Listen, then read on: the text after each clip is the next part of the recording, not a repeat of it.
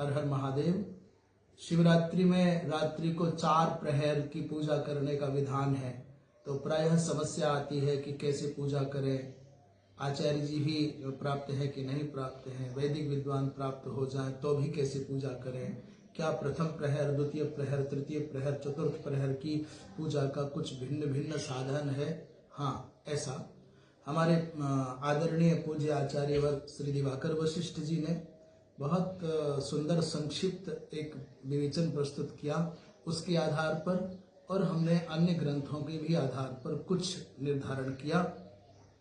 प्रथम प्रहर में पूजा करनी है, वो तो चाहे पार्थिव शिवलिंग की पूजा हो अथवा आपके यहाँ जो यथाधिकार प्राप्त है उसकी, उसमें सबसे पहले भगवान को ईशान शब्द के द्वारा ईशानाय नमः, शिवाय नमः, मन ईशानाय नमः, इस मंत्र का, नाम मंत्र का उच्चारण करना है।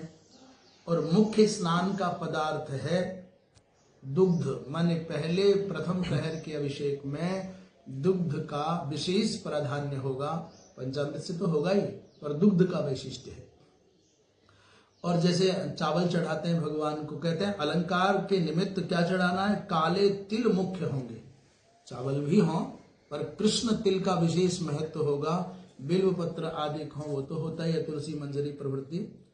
और भोग नैवेद्य किसका लगाना है, बोले पक्वान्न नैवेद्य, माने घर में जो आपके ससकुली पूड़ी आदि बना है, हलवा आदि बना है, उसका भोग लगाना है।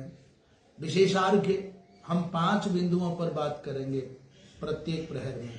विशेषार्घ्य में क्या देना है, बोले नारियल, नारिकेल, श्रीफल को विशेषार्घ्य में अर्पित करना है। तो 5 बिंदु प्रत्येक प्रहर की पूजा में भिन्न भिन्न होंगे। अब ये प्रथम प्रहर की पूजा हो गई, आपने महिम स्तोत्र से अभिषेक किया है कि रुद्राष्टाध्याय से किया है कि पंचम अध्याय से किया है या नमामि समीशान से किया है, आपने अष्टोत्तर शत पूजन किया है कि अष्टोत्तर सहस्त्र किया है, ये सब पृथक है, पर जो मुख्य बिंदु है उनकी बात कर रहे हैं।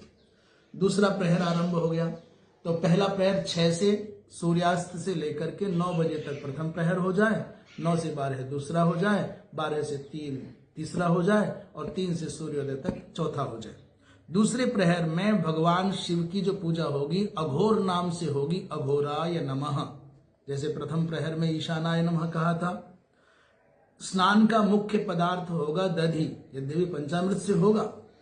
और तीसरा अलंकार के रूप में यव का प्राधान्य होगा, तिल भी होगा, चावल भी होगा, परंतु उसमें जौ का प्राधान्य होगा।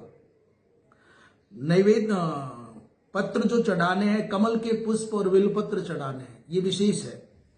और नैवेद्य पायस, माने गाय गौ माता के दूध का बना हुआ जो खीर आदि होगा, वो पदार्थ नैवेद्य में अर्पित करना चाहिए।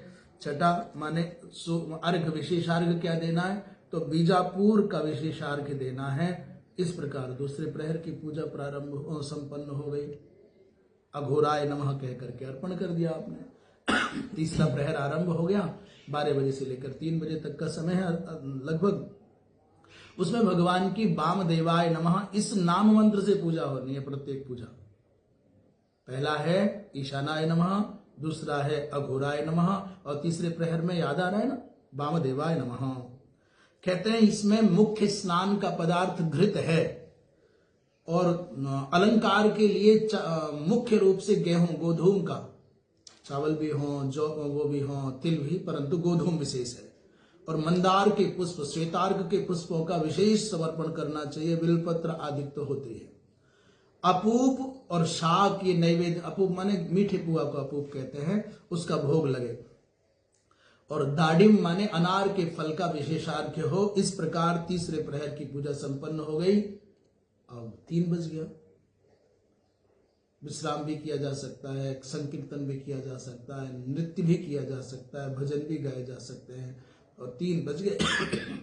तो फिर चतुर्थ प्रहर में सद्योजात नाम से भगवान की पूजा होगी। सद्योजाताय नमः। उसमें स्नान के लिए मधु माने शहद, शुद्धतम शहद का प्रयोग करें स्नान के लिए। विशेष रूप से पंचामृत आदि होगा, परंतु विशेष की बात कर रहे हैं। और अलंकार के लिए सप्त धान्य, जो चावल जो होते सप्त धान्य उसमें प्रयोग किए जाए। और शंख पुष्पी के और बिल्वपत्र के द्वारा विशेष रूप से अर्चन हो।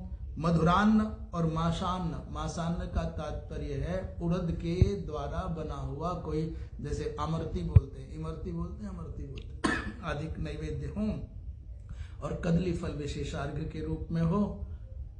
और ये चतुर्थ प्रहर की पूजा सद्योजात नाम से संपन्न हो गई। इस प्रकार अपनी समग्र पूजा को बिल्कुल ज्ञानाभिमान शून्य होकर, ऐसा भी नहीं हो कि हम बहुत बड़े भक्त हैं, ये प्रार्थना करें पापो हम पाप कर्मा हम पापात्मा पाप संभव पाहि मां पार्वती नाथ सर्व पाप हरो हर मत समः पातकी नास्ति पापघ्नस्त्वत् समो नहीं एवं ज्ञात्वा महादेवो यथा योग्यम तथा कुरु।